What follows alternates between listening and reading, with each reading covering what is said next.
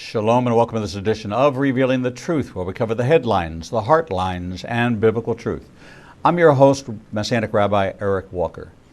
How does one go from avowed atheist to a person of faith? Science and faith are often misunderstood. In his new release, The Works of His Hand, biochemist and author Garte takes readers on a personal journey from being raised in a militant atheist family to that of a fully committed Christian. While he had no intention to believe in God as a student and early in his career, the science that he loved led him to question his worldview. He says, "My scientific knowledge had made me doubt my atheistic upbringing, and I was ready and waiting, but not yet a believer.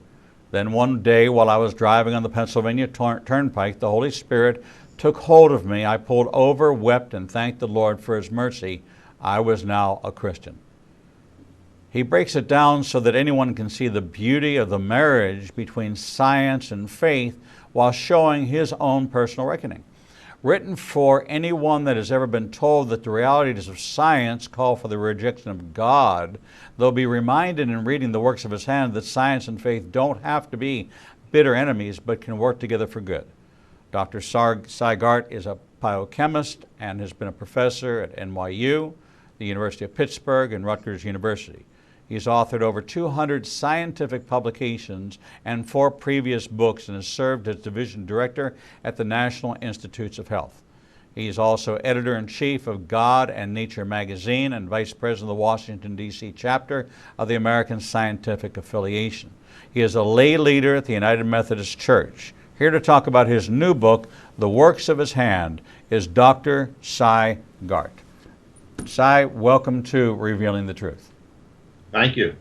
It is a fascinating story, and one that is a story that evokes tremendous hope in, as I read your journey. There have been many along the path to prove that science and faith don't match up, and they wind up becoming believers because they find this intelligent design. They find confirmation in so many ways in the shared DNA and RNA and some of the very scientific things of all the common elements that we were made from the dust of the earth.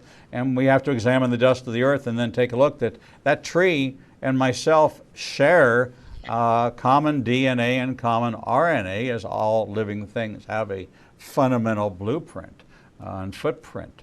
And so the advancement of Darwinism was a real break into the schism that began to evolve around evolution.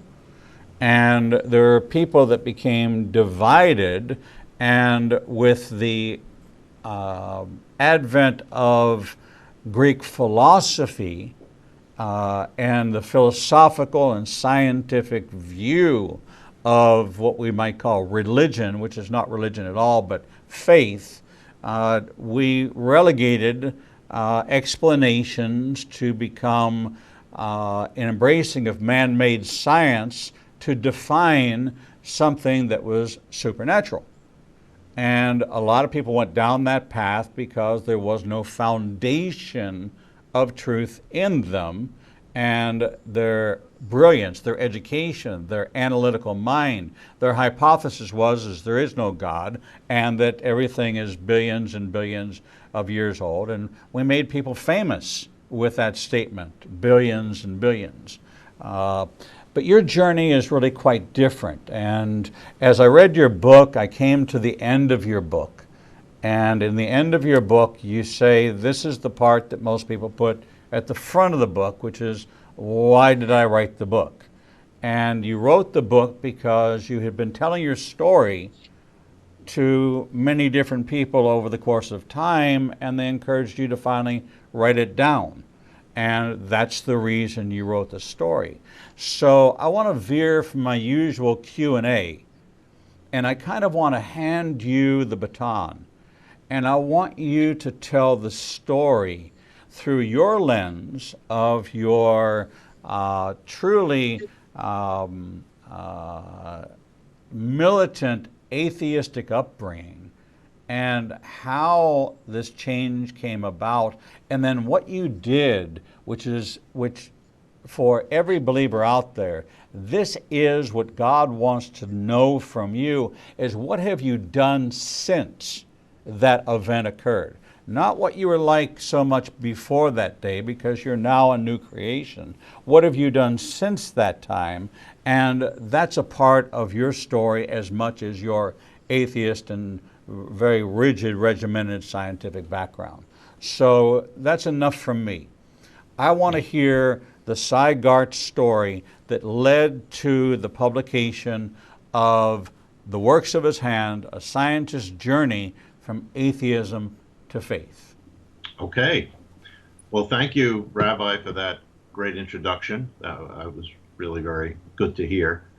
I guess I would start by just saying, kind of elaborating a little bit on what you just said, how I came to write the book.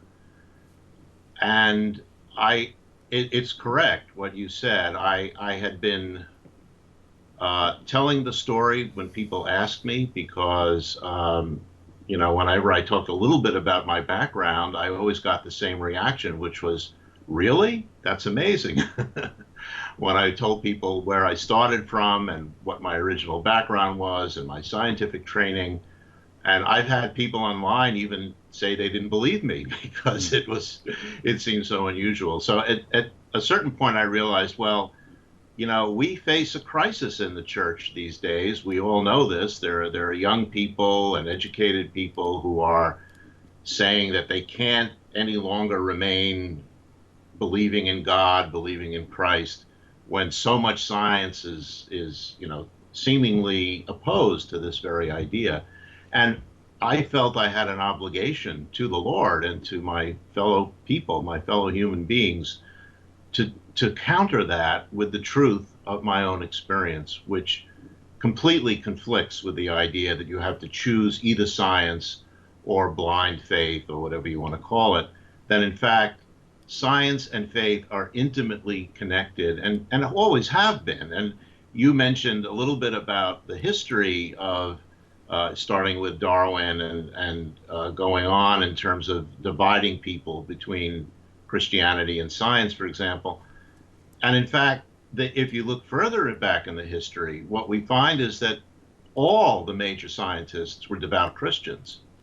And even if they were non-Christians, they were devout Jews, Muslims, or somebody like Newton, who was a theist.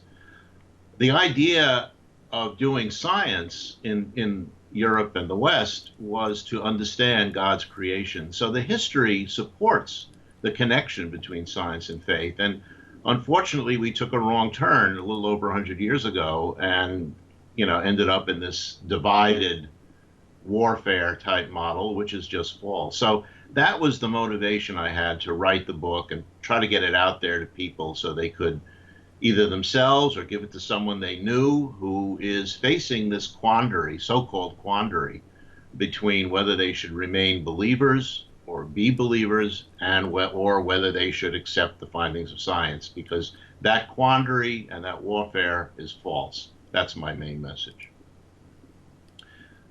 Now, okay, I'm sorry, go ahead. No, go ahead. Well, I think, you mentioned my past, and I think that's an important thing to talk about, because where I started from was very, very different. In the book, I describe my original background. I was the child of a family that, not just my immediate family, but my extended family, had all been very left-wing. My parents were members of the American Communist Party in the 30s. They were not only atheists, they were very strong anti-theists. I learned that religion was an evil thing. Christianity was the worst of all. It was, a dogma devoted to enslaving the masses, etc. We all know that. And the other part of my upbringing was very pro-science. My father was a chemist, and I followed in his footsteps. I veered off a little bit into biochemistry instead of chemistry, but otherwise I pretty much followed him. And I love science. I still do. I always have and always will. And I began studying,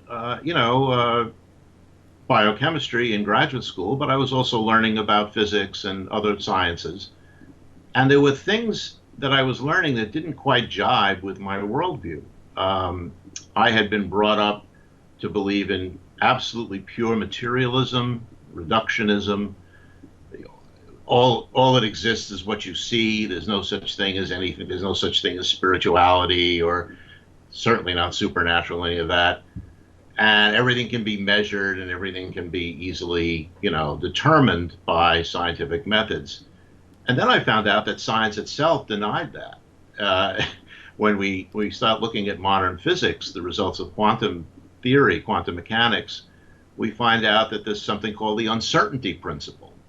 And the uncertainty principle, which is absolutely vital to modern technology, it's absolutely true, tells you that there are some things you can't know. It's not just that you need more research. You absolutely cannot understand or find out or figure out in any way the position and the momentum of an electron at the same time. The more you know about its position, the less you can find out about its momentum. And when I learned that, I thought, what? what? How is that? What? That doesn't fit with what I had been taught about materialism. That we can determinism. Everything is can be figured out based on the rules of science, the laws of physics. And so it sort of put a crack in my worldview, and I began following that crack. And as I followed it, it just got bigger and bigger, and eventually that whole worldview crumbled. And I began thinking about spirituality. I began thinking about, well, maybe there's more to reality than what we can just learn from science. And as I said, science itself was leading me in that direction. And then I started thinking about what I was learning in biochemistry, about the incredible complexity of living cells, and how could this have started? How could life have started and developed so quickly and in such a complex fashion? Where did the information in DNA come from? The whole idea of information, where did that arise? How did that start out? Science could not give any answers and still cannot give any answers to those questions. And I started thinking, well, who knows? Maybe there's something to this alternative way of looking at reality. And I didn't believe it, but a friend of mine convince me to go with her to church. I had never set foot in a church, a synagogue, any other institution of religion ever. And so I was very nervous about going to church the first time. And I was afraid I was going to get yelled at and told I was going to go to hell and, live in a lake of fire. And I was amazed that none of that happened. I heard a sermon all about love. I experienced friendship, a sense of peace. People wish me peace, strangers who I didn't know. It was all new to me. And the main thing it told me was that I'd been lied to. This was not an evil thing. We were not handed out pitchforks and told to go burn witches. I mean, it was actually a wonderful experience. And so I realized, okay, so I don't know anything. I have to go back to the beginning. And I decided to actually look at that book, which I had been told was the source of so much horror, the Bible, and read it myself. And I skimmed through it, and I especially started reading the Gospels. And that was a complete revelation to me, because reading, especially Matthew, which I spent a lot of time on, and then later John, these are beautiful books. And they didn't sound like they were made up. They sounded like they were really real. And then I read the Acts of the Apostles, and I mean, that wasn't made up. Nobody could write that as a fiction. That was history. I mean, I really had that sense. And again, I was feeling, well, okay, I've been lied to, in my early life, and there is something here. It's not all nonsense. It's not evil. It's something. Did I believe in God? No. It's very hard to go from a deep understanding of reality that you've been indoctrinated with since childhood, early childhood, to going to believe in something which you absolutely are convinced can't exist. So I was not a theist. I was an agnostic. I had dropped my atheism. I had dropped my certainty about the fact that God can't exist. And I was now searching and seeking. And a lot of time went by at that point. I mean, I was in probably my 40s, and I went to the church a few times. I thought about it. I had some discussions with other Christians, but I couldn't get there. I couldn't actually get over that final hump and believe. It just was too hard. And of course, as it turned out, and this is detailed in the book, I didn't need to, because God had mercy on me. And Jesus Christ came to me first in the form of some dreams. At the time I had them, I wasn't sure what they meant, and then later they became very clear. Jesus came to me in two specifically very vivid dreams in which I got messages that he's watching me, he's helping me, he cares about what happens with me. And that was very striking to me, and it led me along the path. I wasn't there yet. I was still, I had thoughts like, well, if I started believing, what happens to my science? Do I lose my career? Will I lose my friends, most of whom were atheists? A lot of people have gone through this kind of thing, I think. And besides, I said to myself, I don't know, how can I just say that I believe in these miracles? I was almost there, but I couldn't quite get over. And then I had one experience, which lasted about a half an hour. And it's detailed in the book as well, where I was driving. In fact, I was on my way to Pittsburgh on the Pennsylvania Turnpike, and I turned on the radio because I was bored, and it was a long drive. I was going from New York. And you may know that, in Pennsylvania, between Philadelphia and Pittsburgh, is a very rural area, and a lot of Christian radio stations. And I turned on one of them, and I heard a preacher. And whenever I used to hear those Christian radio stations, I would just turn them off and, disgust. I never paid any attention. And at this time, however, I didn't really hear what the guy was saying, but I really loved his voice. And we all know that there are people who can preach. And this was a guy who really knew how to preach. I mean, his voice was passionate, and I listened to it, and I said, boy, this guy is good, but that's enough, and I turned it off. And then I started thinking, well, I like to talk. What would happen if I, by some crazy miracle, had to preach something? What would I say? And I started thinking about, well, I'd probably talk about science and the origin of life and things that I knew about. And then at some point, and this is a little vague, but I just felt a change. And it was like, it wasn't a vision, but I actually felt that I could see myself speaking to an audience of people outside on some amphitheater, and they were dressed in summer clothes. And I heard myself.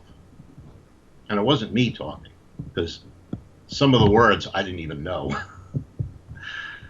Now, I didn't hear it auditorily. It was in my mind. It wasn't an illusion. It wasn't a delusion or a hallucination. I just had this sense of what I would say, and it had nothing to do with science.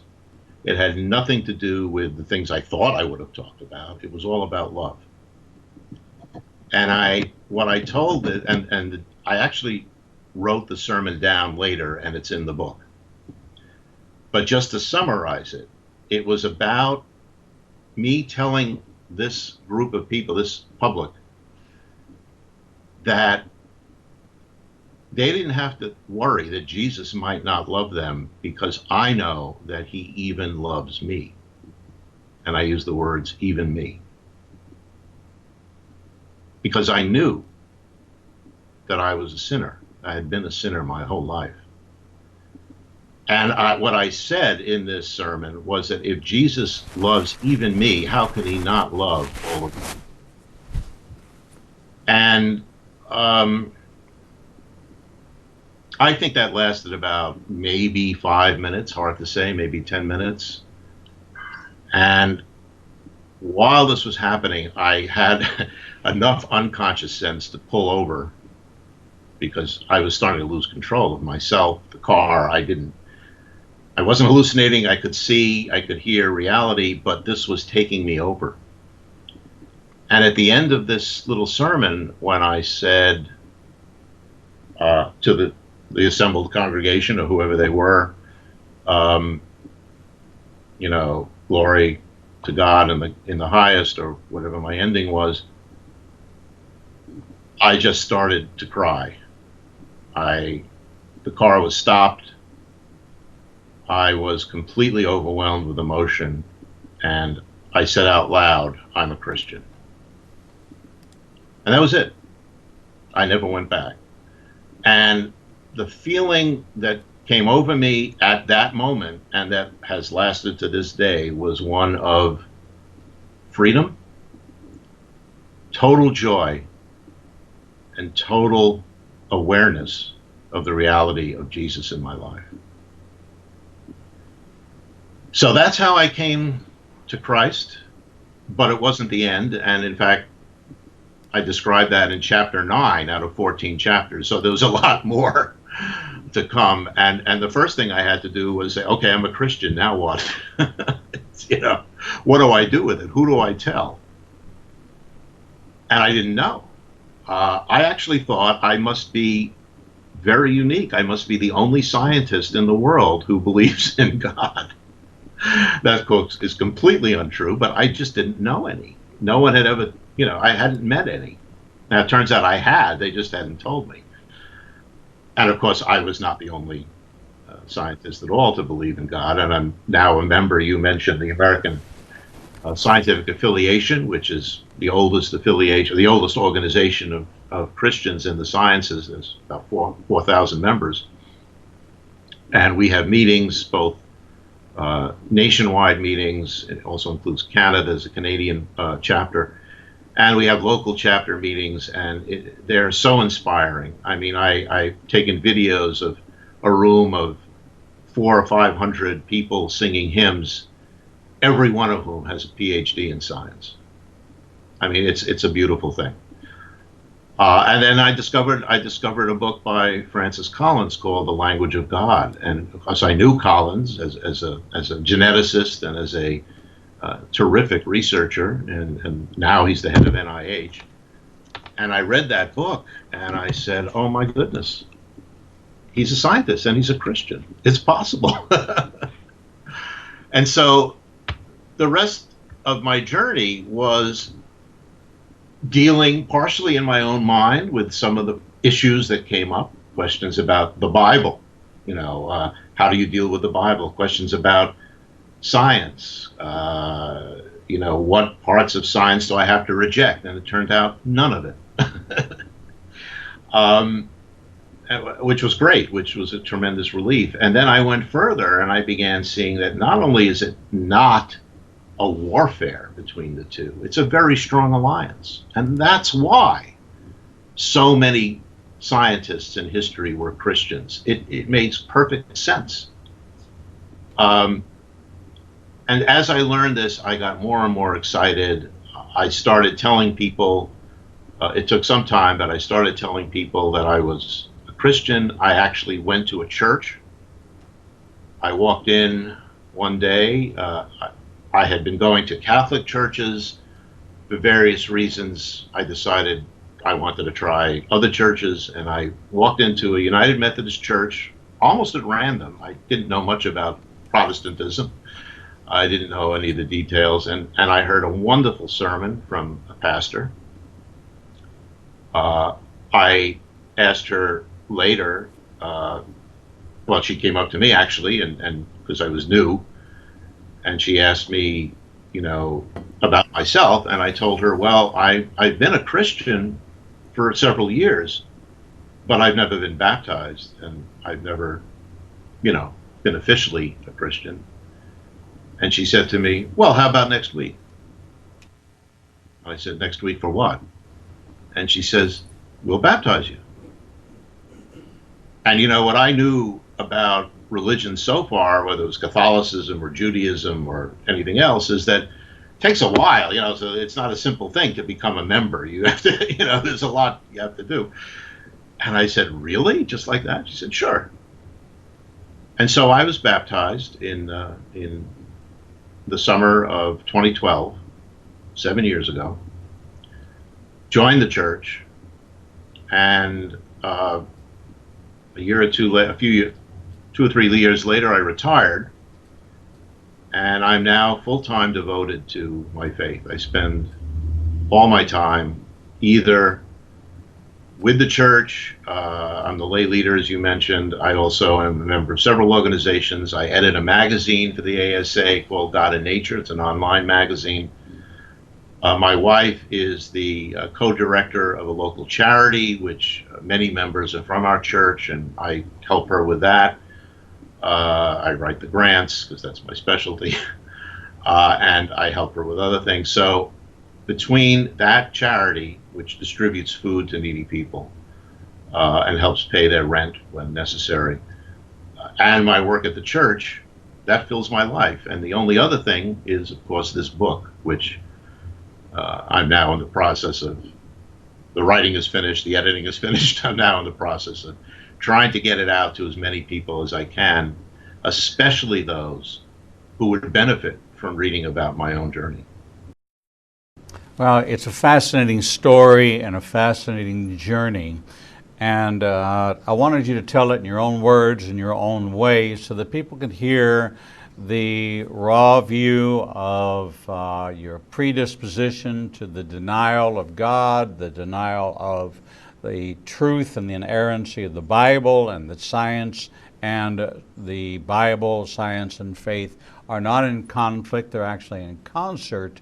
And it's part of the fascination. As we have scientific breakthroughs, we're very fascinated by the breakthrough, by the discovery, by new medical developments going on in Israel, where they're able to test without invasion of cancer. They're able to now have certain treatments that will target the cancer cells, and a whole new avenue of research in the medical technology field, in the scientific technology field, breakthroughs that they feel that these are God-given gifts to be able to incorporate things that God created for our discovery when we were ready to be able to apply them. And that this is part of, you've been quoted as having written that it is not intelligent design, but it is divine design. And this elevates it to a much higher level than the average scientist or the average believer. We think about intelligent design, that's part of our argument, but divine design is even higher than this intelligent design. We're going to take a short break, and when we come back, Si, I want to talk with you about some of the preconceived notions of the scientific atheist, what his arguments for his position are, and how you've learned to address that first within yourself, and then when your conversation in peer groups, when the topic comes up, and it will come up, young Earth, old Earth, is it really 6,000 years old, or is it millions and billions?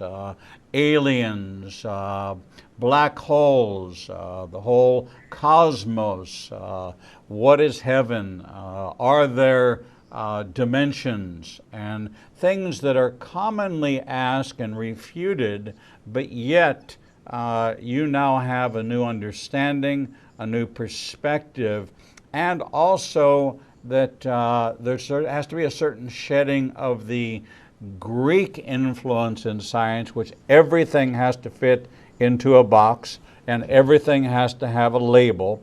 And if it doesn't, then we have to continue to pursue until we can cage it and that then becomes the absolute. And that's a paradigm shift for you, because now you're in the world of God is absolute, and there's things that we don't, we're not ready to understand, and it's in timing. You know, why do these things happen when they happen? Is there a randomness, or is it a divine randomness, and things like that? And so I want to have that conversation with you so that we can equip the audience when they have these conversations to be able to, after they've met you, heard the interview, read the book, be able to then talk to their friends and have a platform to approach them and strength that they didn't have before. So we're talking with Cy Garte, the author of the new book, The Works of His Hands, a Scientist's Journey from Atheism to Faith by Dr. Cy Garte. That's G-A-R-T-E. You can find more about him at sciencemeetsfaith.wordpress.com is where I found a lot of information of things you've written and said. Found some of your comments fascinating. And of course, you can always find him at ignitingnation.com. Just click on his name and it will take you to more information on how to get the book. We're going to take a short break, and when we come back, we're going to explore answers to the scientific questions and challenge of atheists and agnostics as they think that science and faith are incompatible, and help you answer those questions to find out that they absolutely confirm one another. We'll be right back. The Lord meets you right where you are, and so does Igniting a Nation's new live streaming outlets. You can now watch Revealing the Truth, Revealing the Bible, and Prophecy Revealed simulcast live each Monday through Friday from 10 a.m. to 1 o'clock p.m. Central Standard Time on YouTube Live, Facebook Live, Vimeo, Periscope, and through our website, www.ignitinganation.com. No matter what device you are using, our program will automatically scale so you won't have to miss a single program. And if you happen to miss an episode, you can always subscribe to the Igniting a Nation YouTube channel and access over 1,000 interviews and never miss your favorite authors, special guests, and topics that interest you the most. There are lots of ways to see Israel, but nothing compares to seeing the land of the book and the people of the book through the eyes of two Jewish believers who can take you on a journey that will bring the entire Bible to life. When you join Rabbi Eric Walker and his #1 rated tour guide, Edo Canaan, in Israel, you'll experience incredible teachings, first-class accommodations, and actually walk where Jesus walked. You will experience the Bible transforming from black and white into living color, and you will never see the Bible in the same way again. For more information, visit us at www.ignitinganation.com/events. The Lord contends with what contends with you, and Igniting a Nation is committed to bringing to light each and every issue that faces a believer's life. Our live stream programming and teachings take you on a journey to finding biblical truth from a wide variety of experts who share their insights into a deeper walk with the Lord.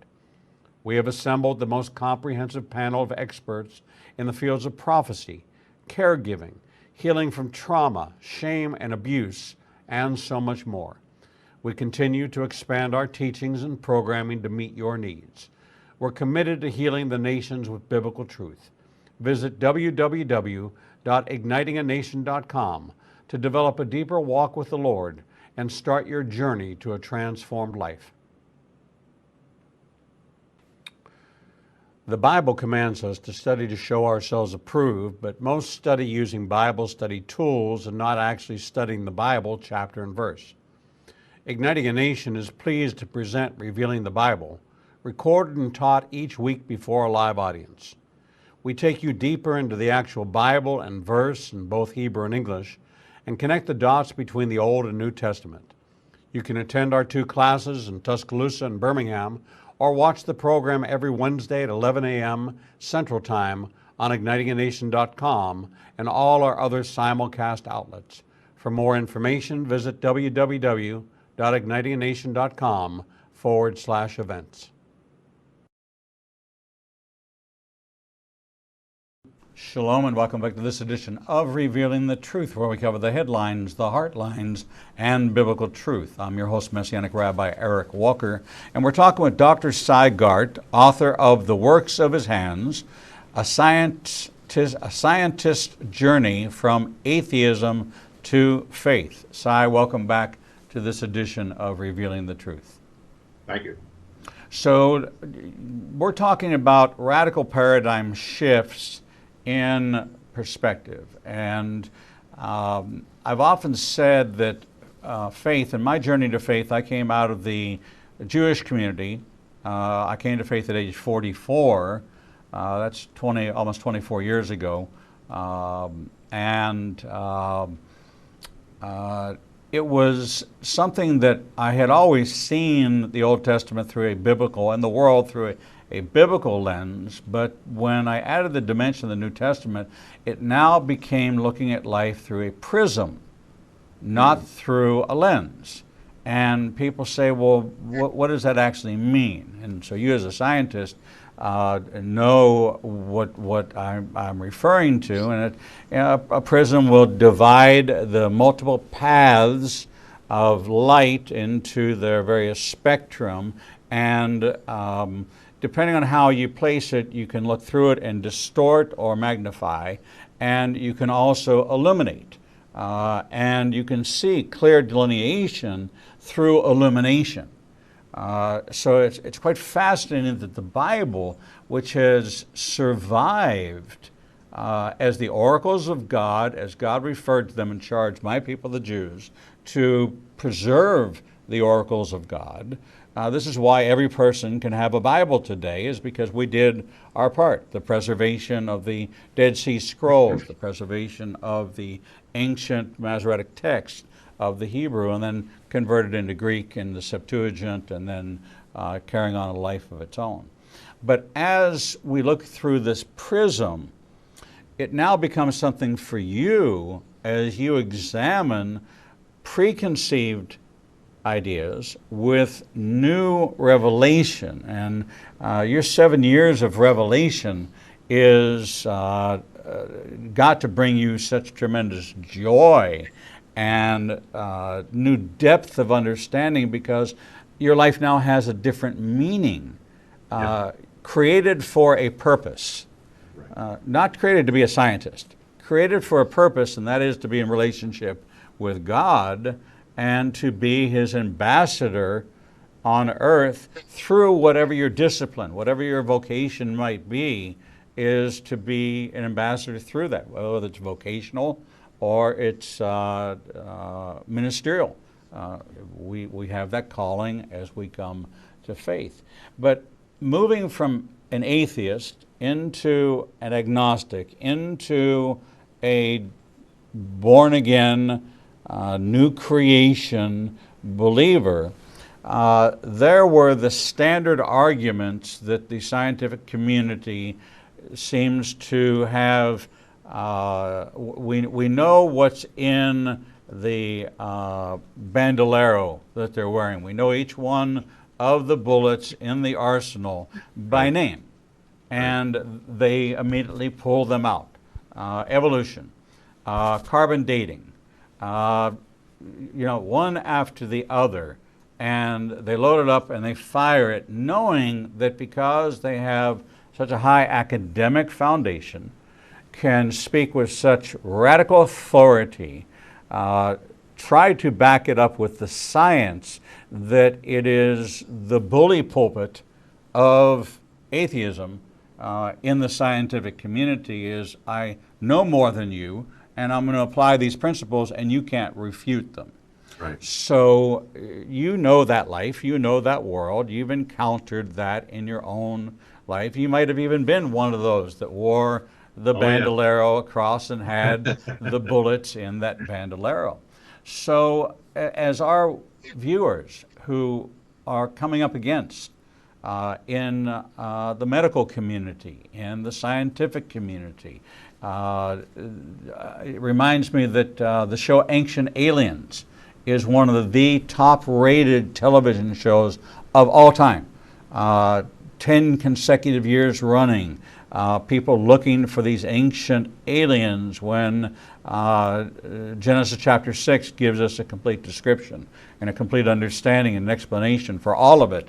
And they want to reject that and come up with this idea of extraterrestrial life. So what are some of the common kind of universal go-to positions, and what are they, and what are the responses that you now have that we can use and we can gather from the book to counter that?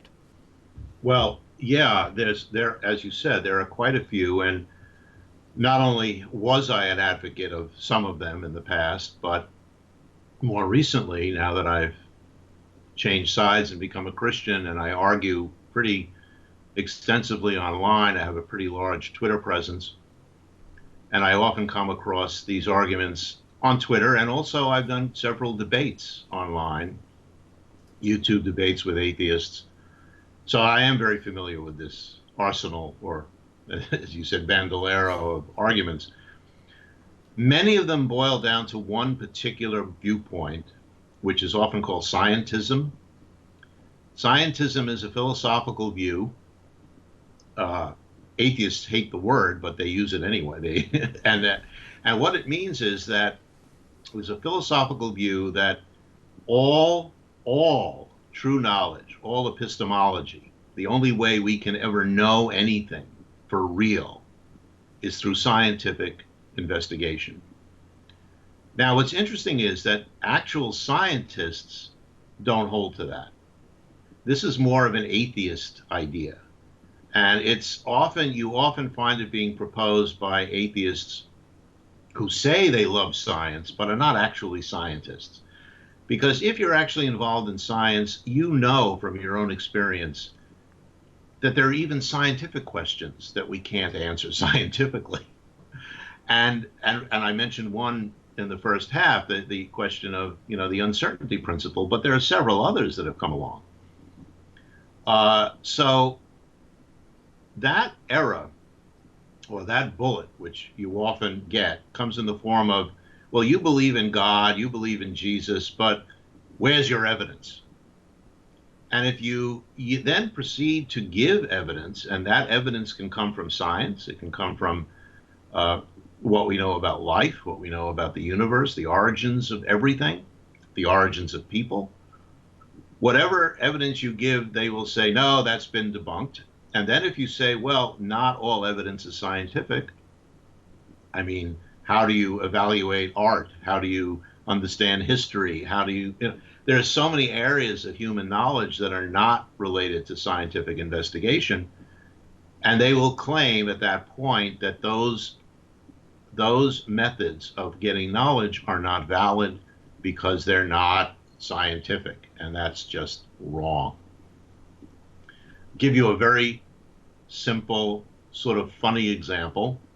I was having an argument with an atheist, and I gave him an example. I said, well, how would you can't use the scientific method, for example, to determine whether a work of art is beautiful or not. I mean, that's a subjective view that you have without any science. And so how would you objectively determine the value of artwork?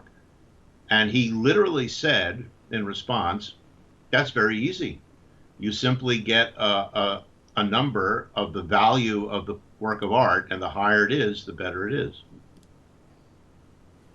The commercial value. And I said, seriously? Is that what you think? How you can determine the value of artwork? And he actually said yes. So at that point, I realized that this sort of disease of scientism can be very, very deep and very difficult to eradicate. So that's the first issue that I think people would bring up is, how is just give lots of examples, and everyone has them, everyone knows them, of things that we know that we didn't go into the lab and do experiments to find out. We know them through other methods. There are other epistemologies. It's not all go do an experiment and get the result and then repeat it and publish it and all that. What's interesting again is that scientists themselves And this has been borne out by a lot of recent studies of the sociology of science and faith.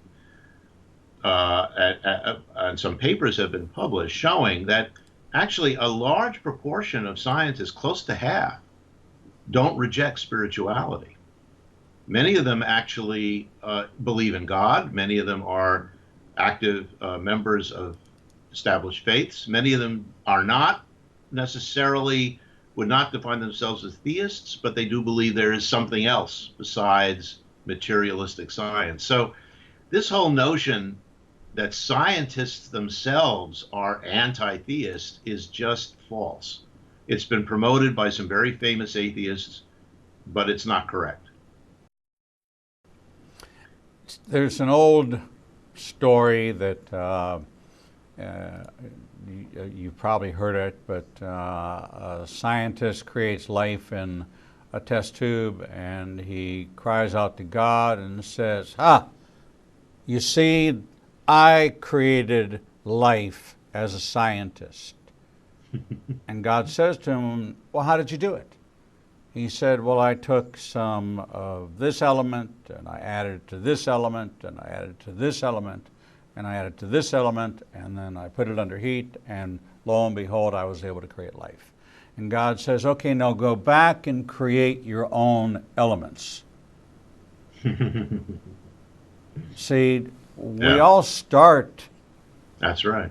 with the foundation of the earth, a pre-existing condition that we now explain as RNA and DNA and the helix and this amazing idea of chromosomes and our understanding of the atom and an understanding of the molecular structure and how it interacts with various agents and reactors and what kind of anticipation and prediction. And we do take somewhat of a mad scientist view of what I can create in my lab by doing certain things. And it is because we are created in God's image, and there is a desire to subdue the earth, to conquer the earth, to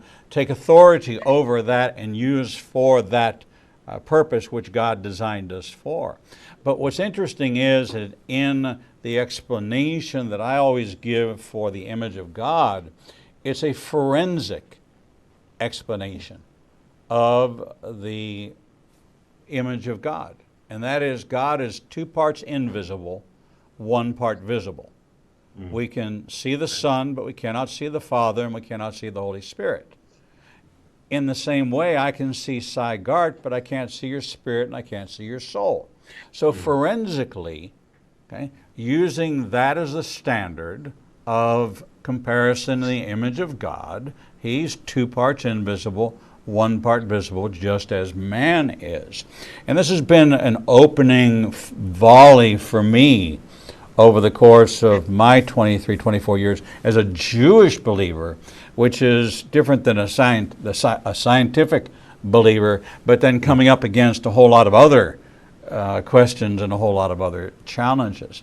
You talk about this idea of divine design, and I really want to explore that with you, because that is that's a titanium-clad bullet in the arsenal of the believer. And once I think you can define it and help them grasp it, we'll stop saying intelligent design, which is what is becomes a point of contention, to divine design, which establishes that there is a certain unknown factor in the equation, and that in God's economy, 1 + 1 = 1. And 1 + 1 + 1 + 1 + 1 = 1. And 1 + 1 + 1 to infinity still equals 1. It defies mathematics because it's the concept of unity, the compounding of unity, that you and I, as brothers in the Lord, are one in Messiah. Okay? Right. That refutes every mathematician, every statistician, it refutes modern day mathematics that 1 + 1 can equal 1. Okay? And the new one, is greater than the old one, but it's still 1. And this blows your mind when you understand the concept of the Bible. Yeah. So take me through the understanding of the distinction between intelligent design and divine design. Right. So the reason I coined that term, and I would love to see that used instead of intelligent design, is intelligent design implies that God is intelligent, like we're intelligent. We can make machines, we can make a watch, we can make all kinds of fancy things because we're smart, we're intelligent. God is way beyond that. What I like to say is intelligent design is we can make a watch. Divine design is we can't make a rabbit. Okay, so in other words, William Paley found a watch, and he said, if you found a watch, you would think that somebody intelligent made it. Correct. But if you found a rabbit, nobody intelligent can make a rabbit. You have to be divine to make a rabbit, to make any living thing. And I came to that actually through my studies of biochemistry and the details, the very, very fine details and complex details of how life works. There's even the processes, for example, of energy generation, or the processes of figuring out from the DNA which proteins to make, are so complex and so intricate. We understand how they are, but we there's nothing that we've done that comes that comes close to them. As intelligent as we are, we can't think of designing anything like that. It's way beyond us. So my thought was, well, God is not just a smart engineer. He's way beyond that. He's the creator of everything, as you said, the elements. And the more we learn in physics and cosmology, the more we learn how there had to be a designer at the controls, because the constants of all the laws of nature are finely tuned to give us exactly what we have. A universe with stars, with planets, with life, with all these elements. The elements came from stars. They were generated, and we need carbon to have life. We need water. We need all these other molecules and elements that were created in the creation. Now, what intelligent being could figure that out? Right. That's we're just about out of time, but I want to ask you this one question in a simple yes or no. Does man have the ability to create something out of nothing? No. But And never will. yet, when we read the narrative of the creative power of God, he was able to take nothing Exactly. and create something. And Right. man can never create. We can recreate, we can procreate, we can recreate, but man does not have the power to create out of nothing something. And That's right. that is absolute divine question. design and contribution that only God has the power to create. He's imparted many gifts to us, but he has not empowered us with that gift. We've been talking with Cy Garte, author of the new book called The Works of His Hands, A Scientist's Journey from Atheism to Faith. If you want to understand what the atheist and the scientist both have been led to believe, and find out that there is a balance and a common theme that runs through science and faith that is not in opposition but is in concert, and allowing the freedom to both be scientific and have a strong foundation of faith is supported in this narrative in a first-hand perspective from one who went from militant atheism to radical salvation. And you too can make that journey by opening yourselves up to the possibilities as Cy Garte did. And as you can hear from him, salvation is not age discriminatory. It can happen to you at any point in your life. And these are his words of encouragement to you. Dr. Cy Garte, thank you for sharing your story with us here on Revealing the Truth. Thank you for having me. God bless you. We're going to take a short break, and when we come back, we'll bring you the next edition of Revealing the Truth.